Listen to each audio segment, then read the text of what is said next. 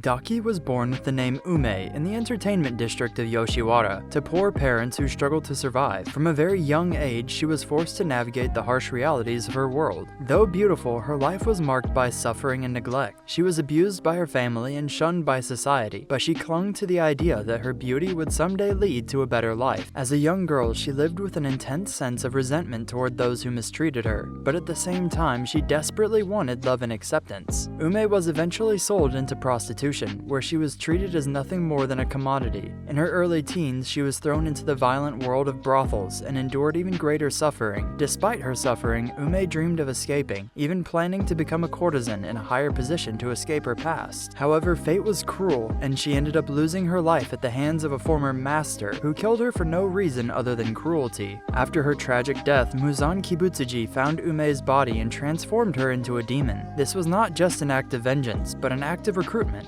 Ume was turned into a demon with the promise of eternal life and power. Upon becoming a demon, Ume shed her former weaknesses and adopted a new name, Daki. As a demon, she now had control over her appearance and could use her blood demon art, the ability to manipulate her obi, or sashes, turning them into lethal weapons capable of slashing, restraining, and attacking her enemies from a distance. Daki's power and beauty were both her strength and her curse. She became part of the Upper Moon Six, along with her brother Gyutaro. Her twisted belief that her beauty would finally bring her the love and respect she longed for, combined with her need for power and control, led her to become one of Muzan's most deadly agents. She was known for her obsession with beauty and her violent nature, using her powers to dominate the entertainment district. Daki was vain, selfish, and emotionally unstable. She deeply cared about her own appearance, often considering herself beautiful despite her monstrous nature. She held a deep bond with her brother Gyutaro, and her attachment to him was one of the few things that brought her a sense of fulfillment.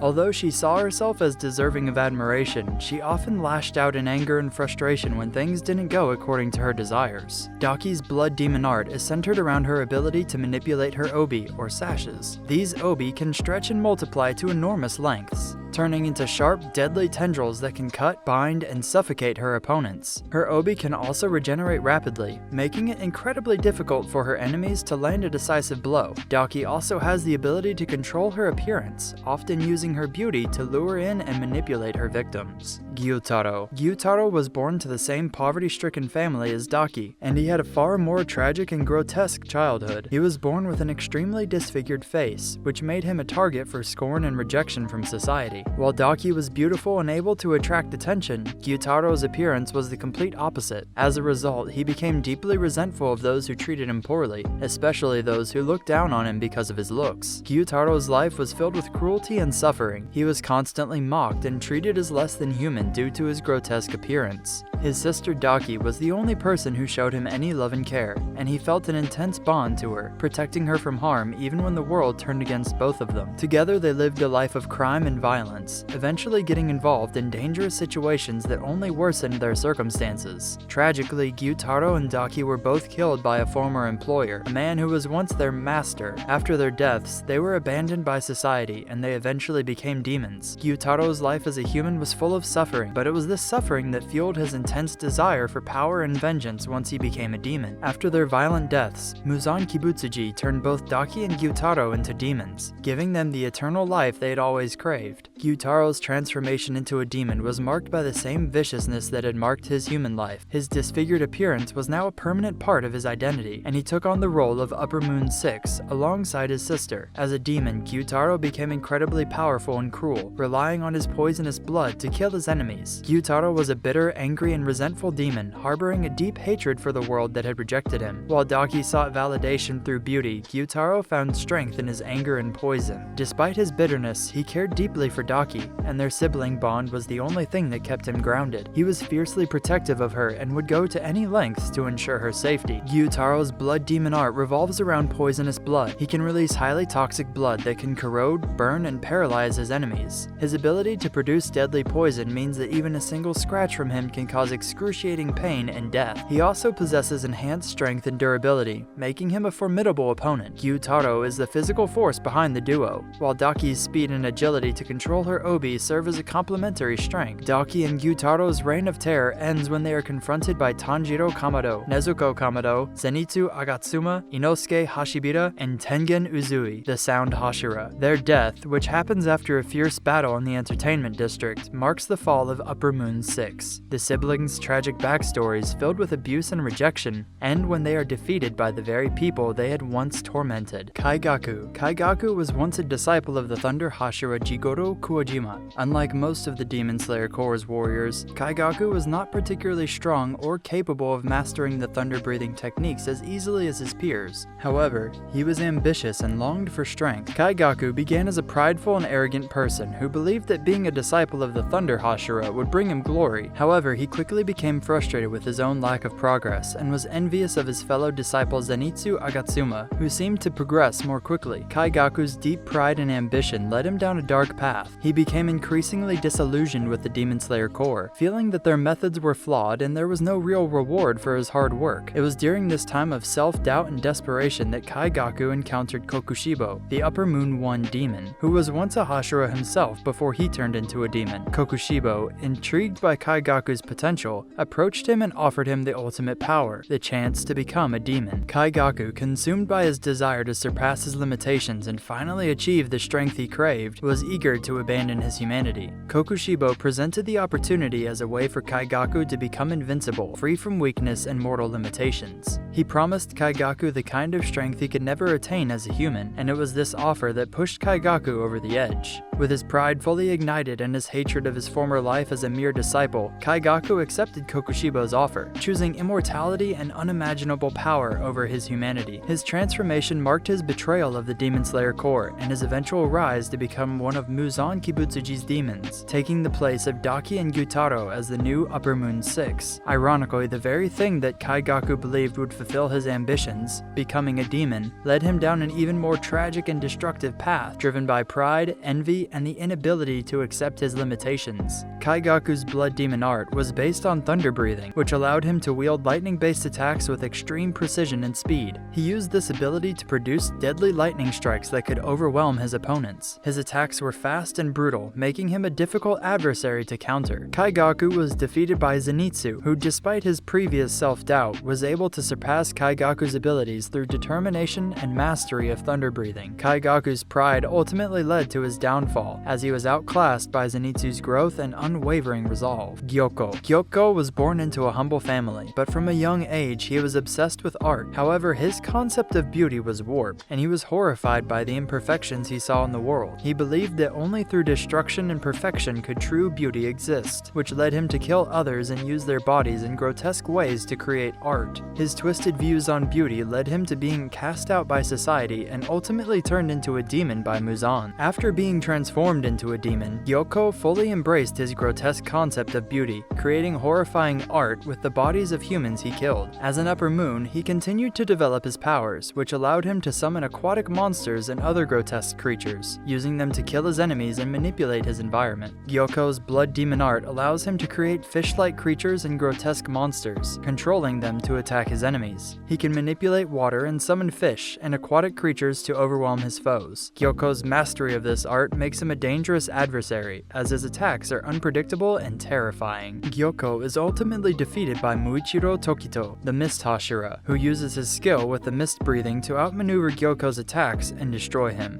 Tengu. Tengu was a cowardly and fearful man when he was human. He was prone to extreme paranoia and lacked the ability to protect himself or others. His overwhelming fear made him an easy target for others, and his emotional weakness led him to be treated with contempt by those around him.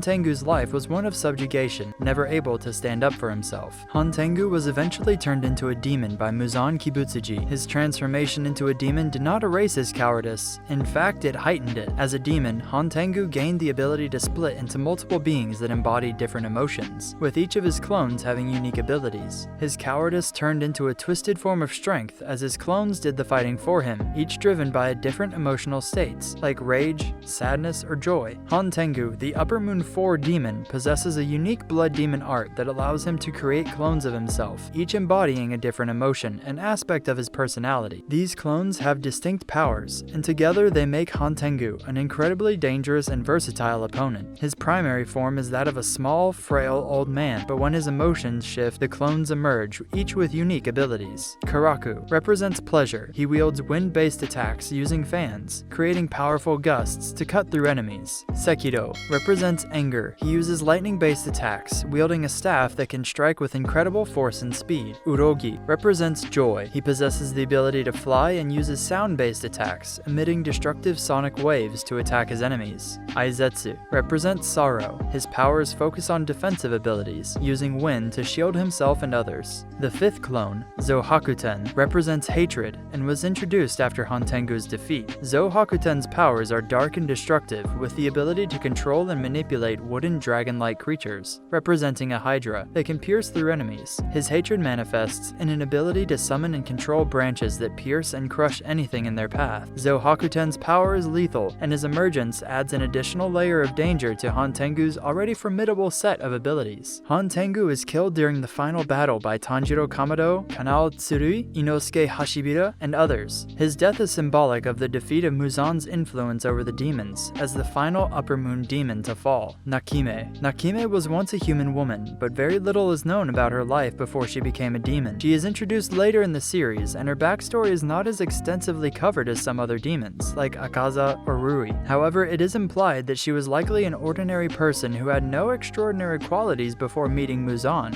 as with many of the demons he creates. Nakime's transformation into a demon is a direct result of Muzan Kibutsuji's curse. Like most demons, she was turned into a demon by Muzan. After her transformation, she became one of his loyal subordinates, and her abilities were honored by her demonic nature. Her specific position as Upper Moon 4 in the 12 Kizuki was likely earned due to her powers and her unwavering loyalty to Muzan. As Upper Moon 4, Nakime is a powerful and dangerous demon, although she doesn't appear in battle as frequently as other Upper Moons like Akaza or Daki. Her main ability is the manipulation of the Infinity Castle, a strange shifting realm that Muzan created as a means of controlling and overseeing his demons. Nakime has the power to manipulate the architecture and layout of the Infinity Castle, shifting the corridors and rooms at will, essentially making it a maze to trap and manipulate the movements of her enemies. This ability makes her a valuable asset to Muzan in terms of both defense and control. Nakime's primary role in the story is as a support character for the larger battles involving the Demon Slayers. She is seen overseeing the castle and helping manage the Upper Moons. While she does not actively engage in direct combat, her role in the events leading up to the final battle with Muzan is significant due to her influence over the Infinity Castle. Nakime's story comes to an end during the final arc of the series. She is killed by a combined attack of two Hashiras, Mitsuri Kanroji and Iguro Obanai, with the help of one demon, Yushiro. Yushiro sneaks up and uses his powers to manipulate Nakime's sight. This sends false information to Muzan, fooling him into thinking that Mitsuri and Obanai are dealt with by Nakime, but Muzan realizes this was not the case upon seeing Obanai and Mitsuri in his room. Furious, he asks Nakime what happened, only to be answered by the vengeful Yushiro.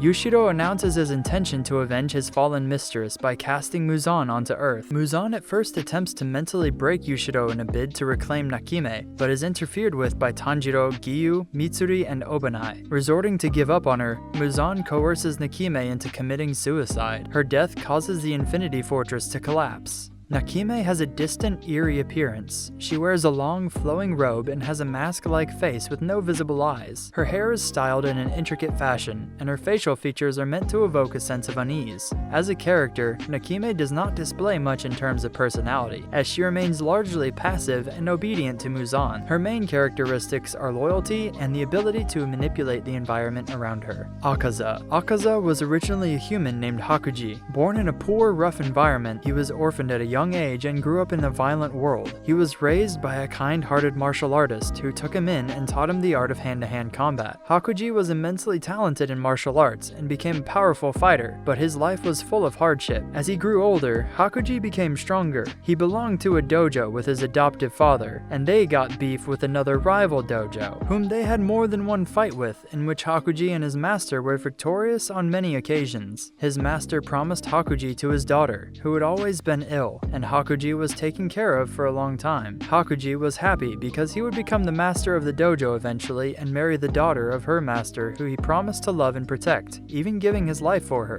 Tragedy struck when Hakuji's master and daughter, his future wife, were poisoned by the rival dojo and killed. Hakuji searched for revenge and killed with his bare hands all 67 members of the dojo, to the point that the corpses were no longer recognizable. He was filled with anger. Muzan Kibutsuji spotted this incident and caught his eye. He offered Akaza to become a demon in order to grow stronger. Akaza, who had lost all of his life's purpose, accepted the offer. As a demon, Hakuji took on the name Akaza and became one of the strongest members of the 12 Kizuki, ultimately reaching the position of upper rank 3. However, his transformation into a demon did not fully erase the pain of his past. Akaza's human emotions, especially his love and admiration for his late adoptive father, still lingered within him, causing internal conflict throughout his existence. Akaza is ruthless and violent, displaying little regard for human life. However, beneath his aggressive exterior, he holds on to his martial artist philosophy and an obsessive desire to fight strong opponents. He values strength above all else and believes that only those who are strong deserve to live. This belief leads him to challenge powerful demon slayers, including the Hashira, in battle. Despite his cruel nature, Akaza is not without depth. He experiences moments of vulnerability,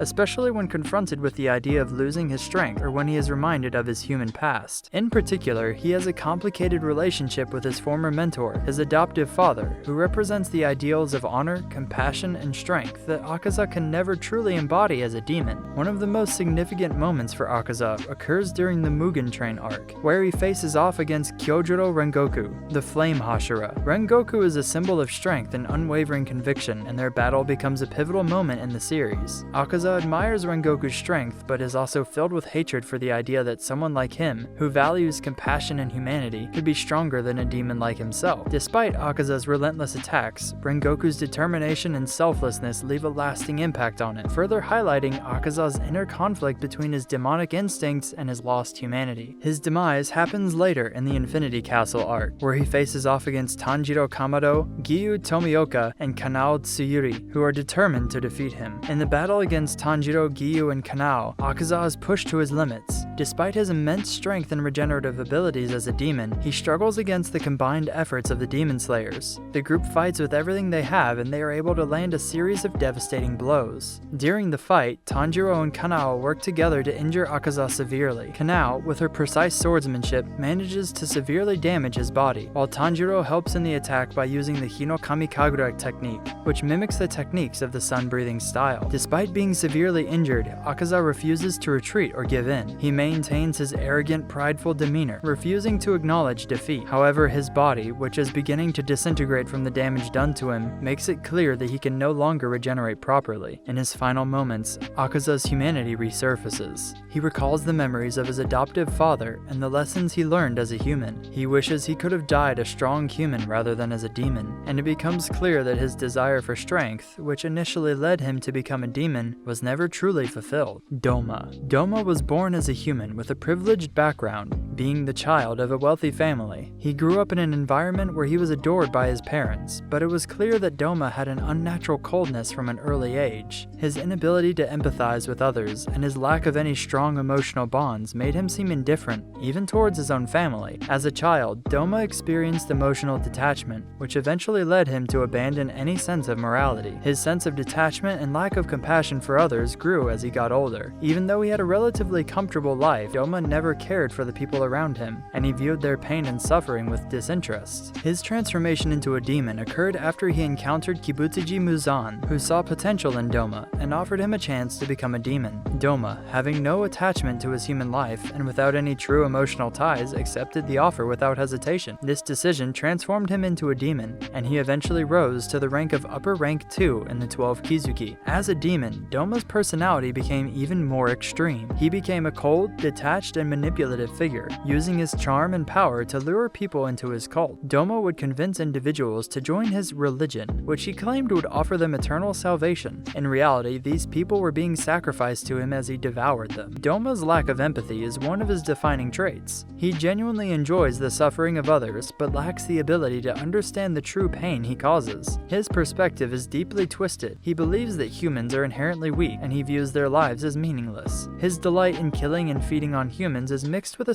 self-righteous sense of superiority. He sees himself as a perfect being due to his demon status, and is almost arrogant in his belief that no one is his equal. One of the most chilling aspects of Doma's character is his unwavering cheerfulness and upbeat demeanor, even when committing terrible atrocities. This makes him even more unsettling, as he never shows any guilt, fear, or remorse for his actions. Doma's relationship with his followers is particularly disturbing. He runs a cult-like religion where he plays the role of a charismatic leader who convinces people to worship him. He has no genuine care for them. Instead, they exist to serve his own desires. One of his most tragic victims is Shinobu Kocho's sister, Kanao Tsuyuri, who is also taken in by his false promises before being consumed. Another tragic aspect of Doma's past is his relationship with his mother, who was one of his first victims. Doma murdered his mother after being transformed into a demon, displaying how completely devoid of empathy he was. Doma's death occurs during the Infinity Castle arc, where he faces off against Kanao Tsuyuri and Inosuke Hashibita, two demon slayers who are determined to bring an end to his reign of terror. Their battle is one of the most intense confrontations in the series, as Doma is an incredibly powerful demon. Doma is a formidable opponent, possessing immense strength and the ability to use blood demon art that allows him to create ice-based attacks, which can freeze and slash opponents with brutal precision. He can also use his regenerative healing factor to quickly recover from most injuries. This makes him a deadly foe, and even Kanao and Inosuke are pushed to their limits. However, Doma's overconfidence and lack of understanding of human emotions ultimately work against him. Kanao and Inosuke are able to land several critical hits on him, but it is Shinobu Kocho, the insect Hashira, who plays the most crucial role in his downfall. Shinobu had long held a deep personal grudge against Doma for murdering her sister, and she had been meticulously planning his defeat. Shinobu's death is a turning point for the battle. After a fierce struggle, she delivers a poison-laced attack to Doma, which weakens him and leaves him vulnerable. Kanao and Inosuke join forces to finish him off. Inosuke's beast breathing and Kanao's poison sword strike ultimately result in Doma's defeat. In his final moments, Doma experiences confusion as he begins to feel the effects of the poison and his body starts breaking down. He desperately tries to heal, but the poison coursing through him prevents him from regenerating quickly enough. His arrogance fades as he realizes the extent of his vulnerability.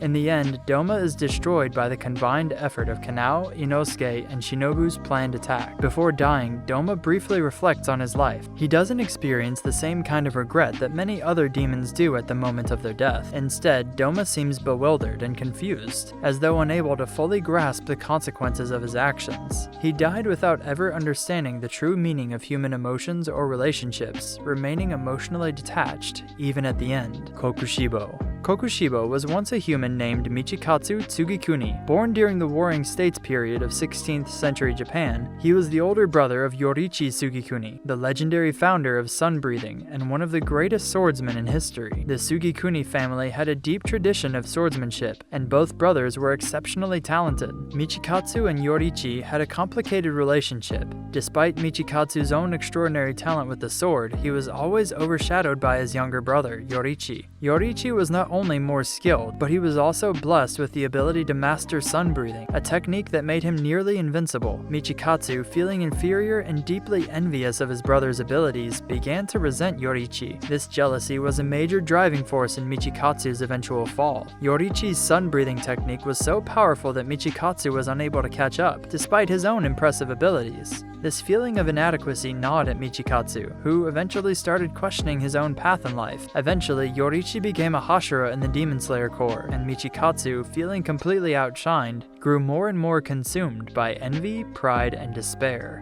The turning point for Michikatsu came when he encountered Muzan Kibutsuji, the progenitor of all demons. Michikatsu saw the demonization as a means to overcome his limitations. The prospect of eternal life and immense power as a demon appealed to him, especially as he faced the reality of being overshadowed by his brother. He thus made the fateful decision to become a demon, abandoning his humanity and joining Muzan's ranks. After his transformation, Michikatsu became Kokushibo, a demon with an insatiable thirst for power. His decision to become a demon was largely fueled by his intense jealousy of his brother and his desire to surpass Yoriichi. Kokushibo's decision was also influenced by a deep fear of death. He sought immortality and a way to become the most powerful being in the world. As a demon, Kokushibo was immensely powerful. His transformation not only granted him incredible physical strength, but also immortality and the ability to regenerate. As upper rank 1 of the 12 12 Kizuki, he is one of the strongest demons under Muzan's command. Kokushibo's Blood Demon Art is a swordsmanship-based ability that is a terrifying combination of the moon-breathing techniques and his mastery over his demonic abilities. His fighting style is centered around sword techniques that mimic sun breathing, incorporating powerful slashes and attacks that can cut through nearly anything. His ability to regenerate and create multiple crescent-shaped blades from his body makes him an extremely formidable opponent in battle. Kokushibo's swordsmanship is exceptionally refined, and he is known to wield a blade that resembles Yorichi's sword as a reminder of his lost brother, and perhaps as a symbol of his rivalry with him. Kokushibo, like other demons, is bound to Muzan Kibutsuji, the Demon King, and serves him loyally. However, his allegiance to Muzan is not without tension. Kokushibo's desire for power combined with his belief that he is the most deserving demon occasionally causes him to clash with Muzan's other followers. Despite this, Kokushibo understands the need for Muzan's power in order to maintain his status. Kokushibo's relationship with Muzan is somewhat complex. He respects Muzan for granting him eternal life and incredible power, but he also sees himself as the strongest demon and is not afraid to show his superiority.